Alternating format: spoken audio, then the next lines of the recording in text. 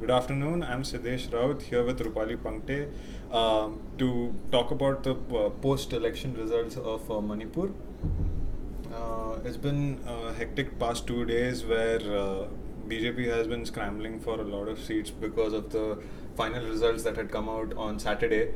And we can see here that the Congress had secured 28 seats, BJP with 21, and the others have scattered around to get the 11 to form a total of 60. This left parties in a hung assembly, which Rupali would like to And talk more about. also, one of the interesting facts about this time was that PRGA, which was represented by Irom Sharmila, received 90 votes, and it is a sad situation because for the past 16 years she was fighting for the cause for the Manipur population with AFSPA rules.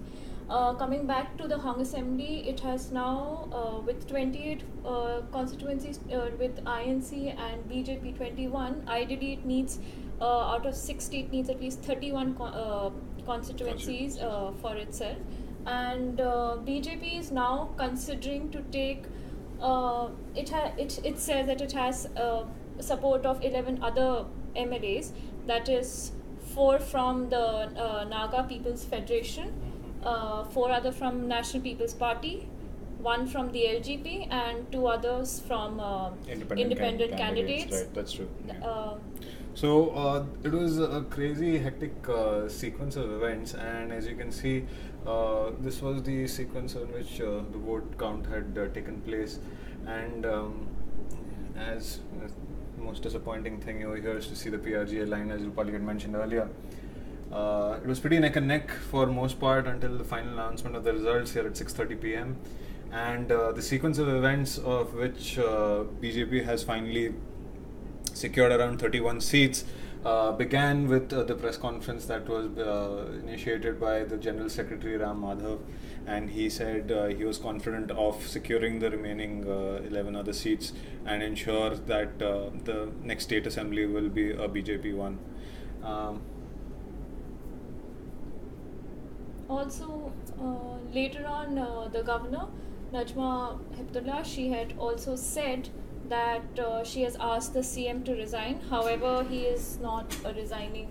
Even with the latest developments, he hasn't resigned as yet. And she said that BJP has members supporting it to form a government, but the CM still remains with the idea that since he has a majority, he is not going away and letting his seat go off. For the benefit of the viewers, we must remind them that it takes around 31 seats for a majority to be formed in Manipur. And also, interestingly, one of the congressmen who moved from Congress to the BJP and supported it despite the anti-defection law, and this also, according to some reports, puts a question on the number of seats now that will be there, because from 60 it might come down to 59, which again puts BJP's future in Manipur at a solid state. That's true. So, concerning the manner in which BJP has secured all these seats, if we look at the timeline of events, we see that the NPF, the Naga People's Front, had always an anti-Congress stance, and pretty much by 6:30 p.m. Yesterday, they had given full support to the BJP. Similar is the case with the NPP. The most controversial statement that has been taken up is the way the independents in this case were either handled. In particular, MLA Asabuddin is an independent MLA who was standing in Manipur, and he was apparently on his way at the Impal airport, and he was taken up in the custody of CISF guards and handed over to the BJP cadre who had taken him to a special flight towards Guwahati.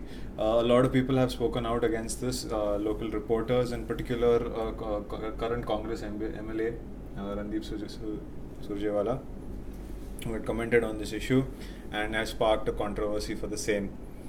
And the latest development, probably a criticism, comes from Mr. P. Chidambaram saying BJP is stealing elections in Goa and Manipur.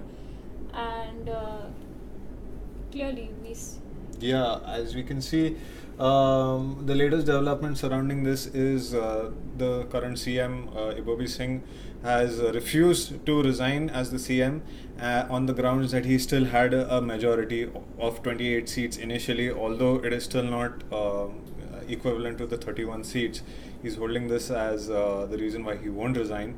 And aside from that, there's also major events about a date which has been finalized, that the Legislative Assembly will be convening on the 18th at the same time which the Congress Assembly will be dissolving. Stay tuned for more updates. This is Siddhesh Raut with Rupali Pangtey signing off.